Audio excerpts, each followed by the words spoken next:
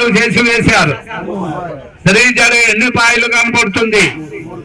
2 పాయలే కనపడుతుంది. ఒక పాయ అడుగు నుంచి వెళ్ళిపోతుంది. అలాగే ఇక్కడ ఎన్ని నదులు చూడగలిగారు? గంగా యమున ప్రత్యక్షంగా కనపడుతుంది, సరస్వతి అంతర్వాహిని. అందుకే ఈ అఖండమైన భారతదేశంలో గంగా యమున సరస్వతికి ఎంత పవిత్రత ఉందో వేద శాస్త్రాల్లో స్త్రీ జడకి అంత ప్రాముఖ్యత ఉంది. అంటే వేదాలన్నీ కలిపి స్త్రీ జడను గంగా యమున సరస్వతిగా పోల్చాయి. ఏనాడైనా ఏ మగవాడైనా ఎంత కోపము వచ్చినా అనవసరంగా స్త్రీ జడ పట్టుకొని లాగకూడదు. ఒకవేళ లాగితే ఆ రోజు నుంచి 6 వంశనాశనం మొదలవుతుంది. దానికి ఉదాహరణ మహాభారతం. దుశాసనుడు ద్రౌపది తల లాగటం వల్లే కురువంశం అంతా 18 రోజుల్లో సర్వనాశనం అయిపోయింది. అంత పవర్ఫుల్ స్త్రీ. అయితే ఈ ప్రయాగలోనే వేణీదానం ఎందుకు చేయాలి? చేస్తే ఫలితం ఏమిటి? పూర్వం ఎవరు చేయబడింది?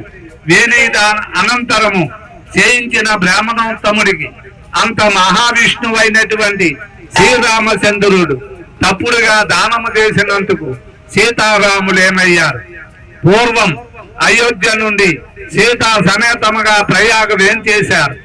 నాడు ప్రయాగ చేత పురోహితుడు సప్త ఋషుల్లో ఒకరైనటువంటి భరద్వజుడు ఉండేవాడు. ఆయన దగ్గరికి వెళ్ళారు సీతారాములు ఇరువురు. భరద్వజుడు అన్నాడు, రామ, ఇక్కడ కూడా నీ తండ్రి గారికి శ్రాద్ధ కర్మ చెయ్యి, అత్యంతమైనటువంటి మోక్ష ఫలానికి పోతాడన్నాడు. సరే, భరద్వజుడు మాటలు ఆలకించి శ్రీరాముడు ఇక్కడ శ్రాద్ధ కర్మ నిర్వర్తించాడు. అంతవరకు మిన్నకుండా ఊరుకుంది సీత. భరద్వజుడు దగ్గరికి వెళ్ళి, స్వామి, ఈ ప్రయాగ క్షేత్రంలో కేవలం పూజలన్నీ మగవారికైనా, ఆడవారికి ఇంకేమయ్యో నువ్వు లేవా? తల్లి, నువ్వు సాక్షాత్ లక్ష్మీ స్వరూపానివి. నీకు చెప్పేవాడంతటి వాడును కాను. అయినా నీకు ఈ అనుమానం ఎందుకు వచ్చింది అని అడిగాడు భరద్వజుడు. స్వామి, నా భర్తతో కలిసి నేను దండకారణ్యానికి వెళ్ళాలనుకుంటున్నాను. అక్కడ అనేక వేల మంది రాక్షసులు ఉన్నారు. వారి వల్ల నా భర్తకు మృత్యువు సంభవిస్తే నా సౌభాగ్య సంగతి ఏమిటి? నా పుత్ర సంతతి ఎలా వృద్ధి చెందుతుంది?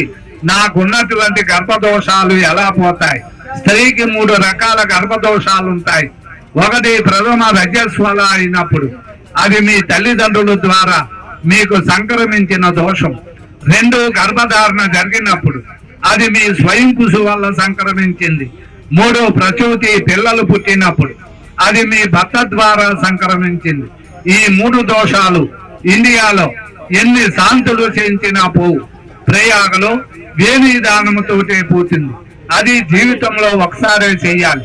మరలా కొన్ని కారణాల వల్ల మీ భార్యాభర్తలు ఇరువురు ఈ ప్రయాగం ఏం చేస్తే కొన్ని వేల కోట్లు ఖర్చు పెట్టినా వేణీదానం చెయ్యరాదు, చెయ్యకూడదు అని చెప్పి స్వయంగా భరద్వజుడు సీతారాముల చేత వేణీదానం చేయించాడు.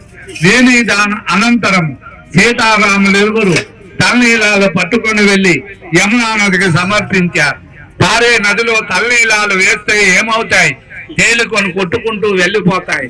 కానీ అమ్మవారు వేసిన తలనీలాలు విచిత్రముగా గిరగిరా తిరుగుతూ మునిగిపోయాయి. అమ్మవారికి అనుమానం వచ్చింది. తన తల్లి అయినటువంటి భూదేవిని పిలిచి, అమ్మా, మేము వేణీదానం చేయించాం, తలనీలాలు యమునా నదికి సమర్పించాం, ఎందుచేతనో మునిగిపోయాయి, మా యందు ఏమైనా దోషముందా? తల్లి, ఈ ప్రయాగ క్షేత్ర మహత్యం వల్ల ఇక్కడ ఏ దంపతి అయినా వేణీదానం చేయిస్తే తలనీలాలు మునిగిపోతాయి కానీ తేలవు. కాబట్టి మీ యందు ఏ దోషం లేదు అని చెప్పి భూదేవి సీతాదేవిని వరము కోరింది.